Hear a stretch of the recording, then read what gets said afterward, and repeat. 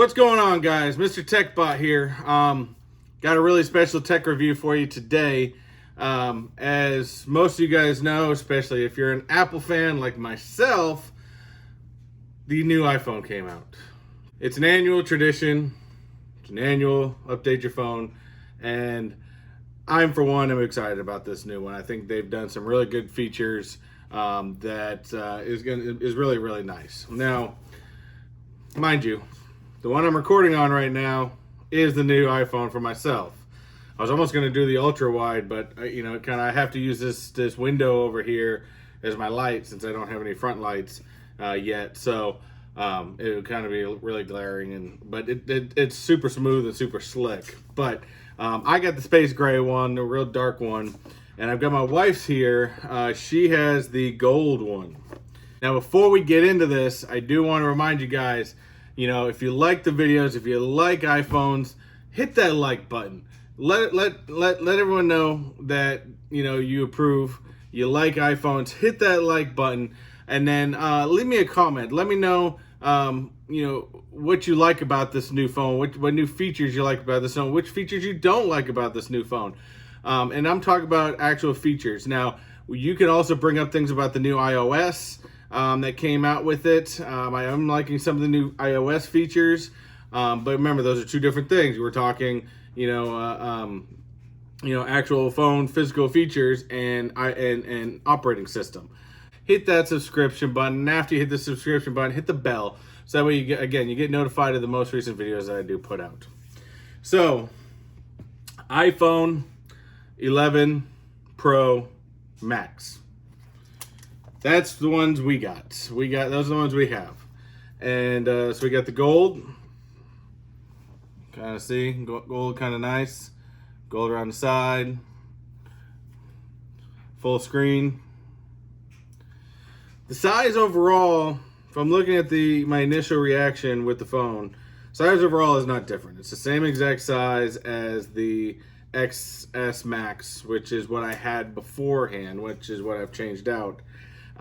So screen size, everything about that's different. But one thing that's nice about this one is, I don't know if any of you had the X or the XS Max.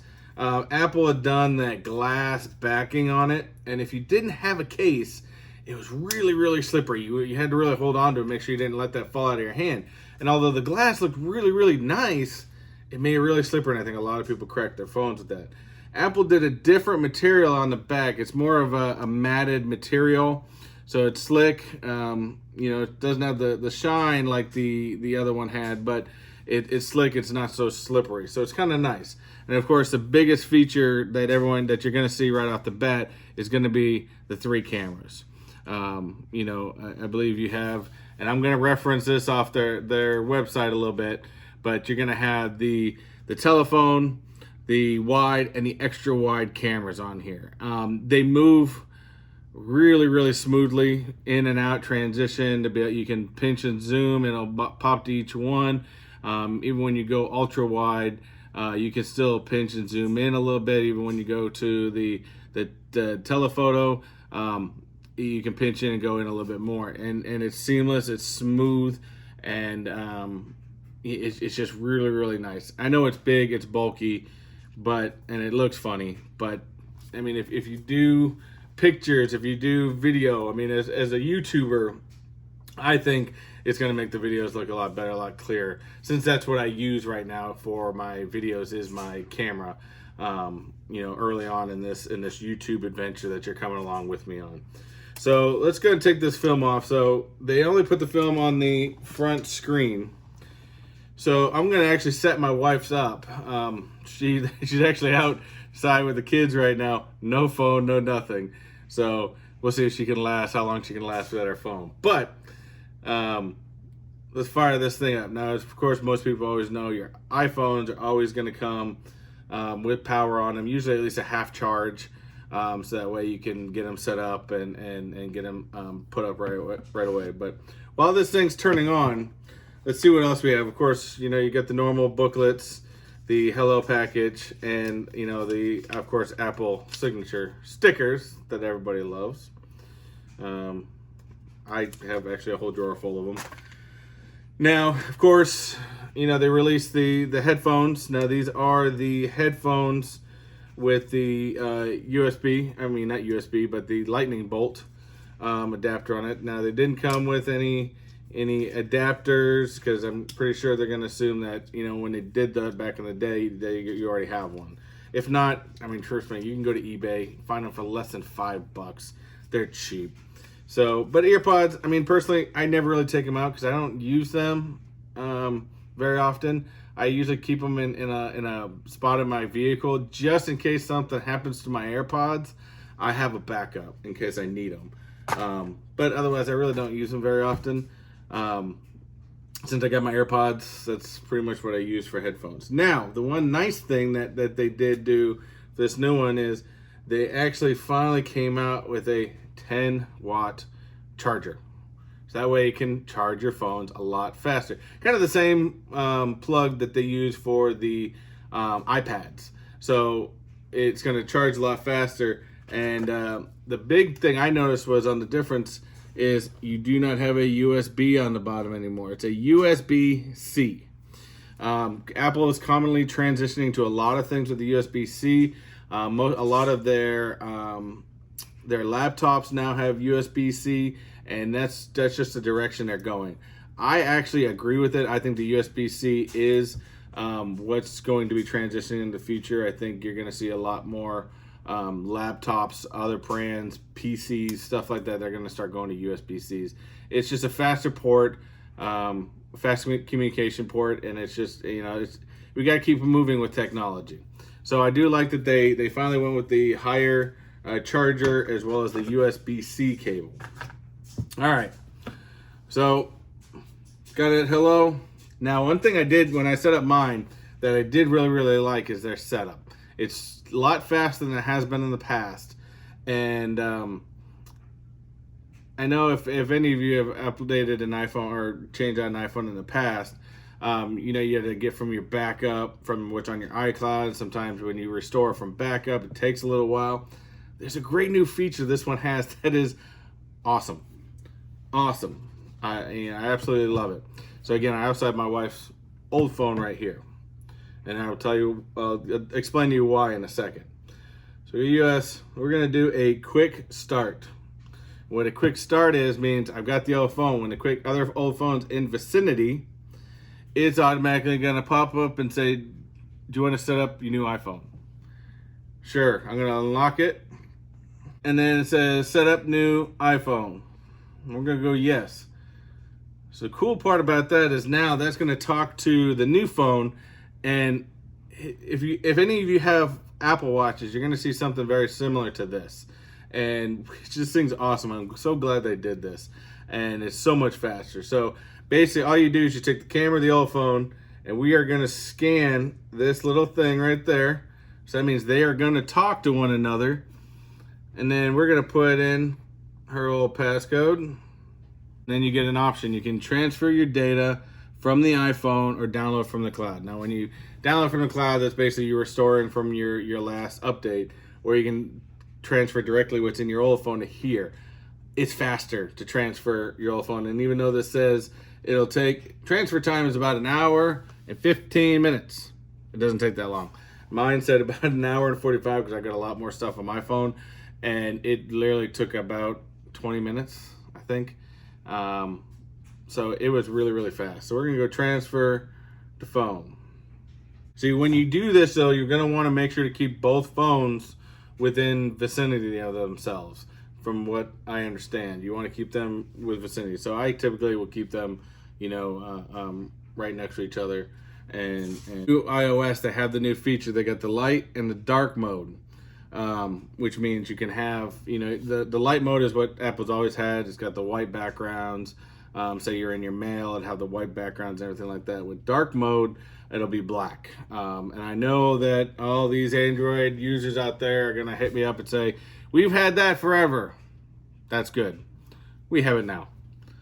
So I think for now, I think you can go ahead and change it later. We'll leave my wife's on light. She's not the big techie type person that I am. I went dark. I prefer dark information. Now we are transferring to phone. Now remember, when you're transferring all this, this is merely transferring data, and that's all it's doing. Once you're done this and it starts to load up, you'll see all your apps you'll need to download. You can do that easy off your Wi-Fi, but you will still need to go to your cell phone provider to activate the phone. Now, I did that earlier with Sprint. I'll do that, when this thing's done with my wife's phone. But Sprint was super easy. All I did was pick the phone that I'm deactivating, pick the phone that I'm activating, and boom, it did it. It said it would take 15 minutes. It really took about 5. And I was good to go and on my way. And I know from what I heard from some friends yesterday, the official release date was yesterday, the 19th. A lot of people, apparently a lot of service providers were having a hard time activating, probably because there were so many people out there trying to activate their new phones. So I waited till this morning and didn't have any problems. Again, I did it really early in the morning. I did it like 5, 6 o'clock this morning. Haven't had a problem, and because I wanted to be able to play around with the new iOS to be able to show some stuff about it.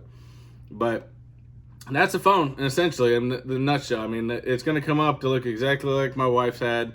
Now we're just going to have some new features. There is a feature, I think, on messages, too, where now you can put your Animoji. You can do a lot more with the Animojis, and that'll be your face on their thing every time it pops up, which is kind of cool and creepy at the same time. Haven't figured that one out yet, if where I see it. But I'm going to read some basic specs off of the website for the new camera. Of course, we've talked about the camera feature. Sorry, we're going to talk about the features of the phone, not the camera. We already talked about the camera. It's got the 3 lenses. It's got the telephoto, the wide, and the extra wide, as well as the flash and the microphone. It does have a night mode. Now, that's different from the dark mode I just talked to you about with your screen. Night mode is for picture taking. It will automatically adjust to your nighttime pictures, so that way you aren't taking a picture of someone in the dark and you really can't see them. It's actually going to bring any bit of light out and have good nighttime photos. It does 4K video extended dynamic range at 60 FPS or frames per second. So 4K is starting to be a thing, which I've said is going to be a thing. It's just something that's going to grow. It's going to be the next item, 4K. Everyone's going 4K, a lot clearer, a lot sharper image. So I don't disagree with it. It's got a Super Retina XDR display. I compared them as far as my phone and my old phone. I didn't see too much of a difference. The apps look a tiny bit crisper. To me, to be honest, looks fairly similar. So the average person is not going to tell the difference on the display. Now, the average person is not going to be able to know this, but techies and nerds like you and me, this is the part I'm excited for. They put the A13 Bionic chip in this thing. This thing is a beast.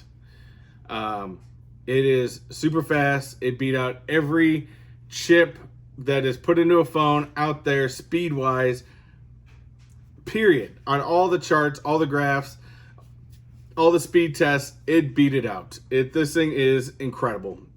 And I think Apple is going to be working off this thing at least for the next couple of years. I mean, they're only scratching the surface of what this chip can do. It's pretty awesome.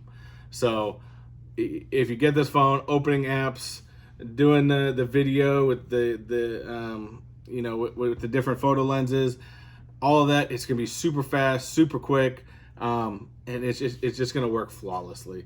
Now, mind you, I'd say it's gonna work flawlessly. It is still an electronic device. Are there going to be bugs? Are there going to be hiccups? Yes, they are. It's also a new item. They did put tests out there. They ran it. You can't really tell everything. So keep your updates going. Apple is very good about keeping their updates and trying to address all the issues that people are having. So be patient. Make sure you do your updates and you'll be good to go. This thing is water resistant up to 4 meters for a total of 30 minutes.